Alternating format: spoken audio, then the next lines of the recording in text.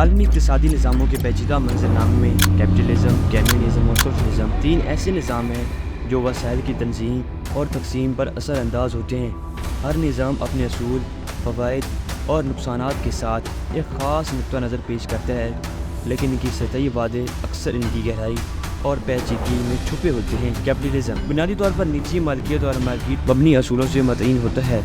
یہ نظام اس کے خیال کی وکالت کرتا ہے کہ افراد اور کاروبار کی ملکیت اور وسائل پر کنٹرول ہوگا اور حکومت کی مداخلت کم سے کم ہوگی۔ کیپٹلزم کی معیشت میں سپلائی اور ڈیمانڈ کی قوتیں مصنوعات اور خدمات کی پیداوار اور تقسیم کا تعین کرتی ہے۔ نجی مالکیت اور مالکیت پر مبنی اصولوں سے معتین ہوتا ہے۔ یہ نظام اس خیال کی وکالت کرتا ہے کہ افراد اور کاروبار کو مالکیت اور وسائل پر کنٹرول حاصل ہوگا اور حکومت کی مداخلت کم سے کم ہوگی۔ کیپٹلزم کی معیشت میں سپلائی اور ڈیمانڈ کی قوتیں مصنوعات اور خدمات کی پیداوار اور تقسیم کا تعین کرتی ہے۔ یہ ماڈل غیر معمولی کارکردگی اور اختیارات کا وعدہ کرتا ہے جو منافع اور مسابقت کی تلاش سے چلتی ہے۔ نظریاتی طور پر کیپٹلزم ان افراد کو انعام دیتا ہے جو صارفین کی ضروریات کو پورا کرنے اور پیداوار کو زیادہ سے زیادہ کرنے میں سب سے زیادہ مؤثر ہوں۔ تاہم کیپٹلزم کی حقیقت اکثر ایک زیادہ پیچیدہ تصویر پیش کرتی ہے، جبکہ یہ نظام اقتصادی ترقی اور تکنیکی پیش رفت کو فروغ دیتا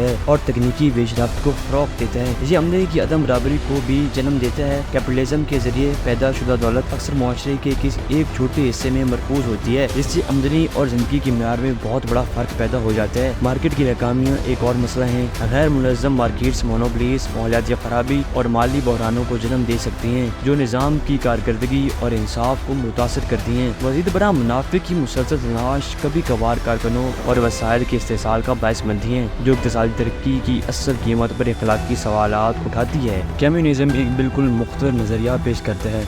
اس کا بنیادی خیال یہ ہے کہ تمام وسائل کی مشترکہ مالکیت ہو اور ایک طبقاتی معاشرہ بنا لیا جائے۔ اس نظام کا مقصد سماجی فرقوں ختم کرنا اور وسائل کو ضرورت کی بنیاد پر تقسیم کرنا ہے، نہ کہ منافع کی بنیاد پر۔ کمیونزم ایک ایسی دنیا کا خواب دیکھتا ہے جہاں ہر شخص اپنی صلاحیت کے مطابق کام کرتا ہے اور اپنی ضروریات کے مطابق وصول کرتا ہے، اس طرح معاشی عدم برابری اور استحصال کو ختم کرتا ہے۔ پھر بھی کمیونزم کی عملی تطبیق اکثر اس مثالی تصور سے نمایاں طور پر مختلف ہوتی ہے۔ سوویت یونین، ماؤ زیڈونگ اور دیگر کمیونسٹ ریاستوں کی تاریخ مثالیں اس بات کو ظاہر کرتی ہیں کہ مرکزی منصوبہ بندی اور وسائل کی تقسیم میں بڑی مشکلات ہو سکتی ہیں۔ معیشت پر مرکزی کنٹرول اکثر ناکامیوں اور سامان کی قلت کا باعث بنتا ہے کیونکہ مارکیٹ کے اشاروں اور مقابلے کی کمی ہوتی ہے۔ مزید برآں طاقت کے مرکزی جمع ہونے سے اکثر آمرانہ حکومتیں ابھرتی ہیں جو کمیونسٹ اصولوں کے بنیادی تصور کے برخلاف ہے کہ کمیونل فیصلہ سازی اور آزادی ہو۔ یہ حکومتیں اکثر سیاسی اختلافات اور ذاتی آزادیوں کو دباتی ہیں جو اس نظام کے وعدوں پر سوال اٹھاتی ہیں۔ سوشلزم کیپٹلزم اور کمیونزم کے درمیان ایک درمیانہ راستہ فراہم کرتا ہے۔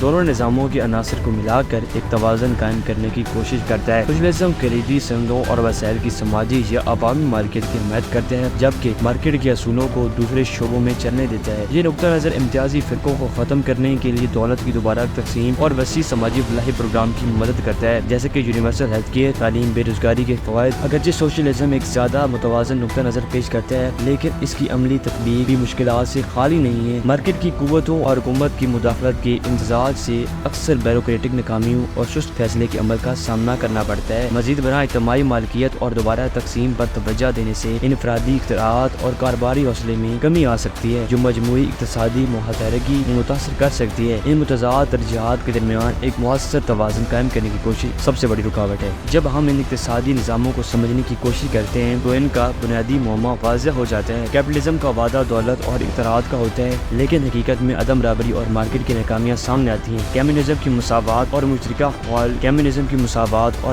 خوشحالی کا خواب عملی ناکامیوں اور عمرانہ حکمرانی سے منفذ ہوتا ہے، جبکہ سوشلزم کا مقصد مارکیٹ کی کارکردگی اور سماجی انصاف کے درمیان توازن قائم کرنا ہے، لیکن اس کی بھی اپنی مشکلات ہیں جیسے بیوروکریٹک ناکامیوں اور انفرادی حوصلے کی کمی۔ یہ اقتصادی نظاموں کی تلاش ہمیں ان کی نظریاتی بنیادوں اور عملی مشکلات کو سمجھنے میں مدد دیتی ہیں۔ ہر نظام ایک منفرد نظریہ فراہم کرتا ہے اور اس کے حقیقی نتائج ان کے نظریاتی آئیڈیلز کی پیچیدگیوں کو اجاگر کرتے ہیں۔ بہترین اقتصادی ماڈل کی تلاش ایک مسلسل کوشش ہے جو کارکردگی، انصاف اور آزادی کے تعاون کو برقرار رکھنے کی کوشش کرتی ہے ایک متصل اور متحرک دنیا میں۔ تو دوستوں، یہ تھی آج کی ویڈیو دیکھنے کے لیے شکریہ۔ ہم امید کرتے ہیں کہ آپ کو یہ ویڈیو بھی پسند آئی ہوگی۔ تو ملتے ہیں اگلی ویڈیو میں، تب تک کے لیے اللہ حافظ۔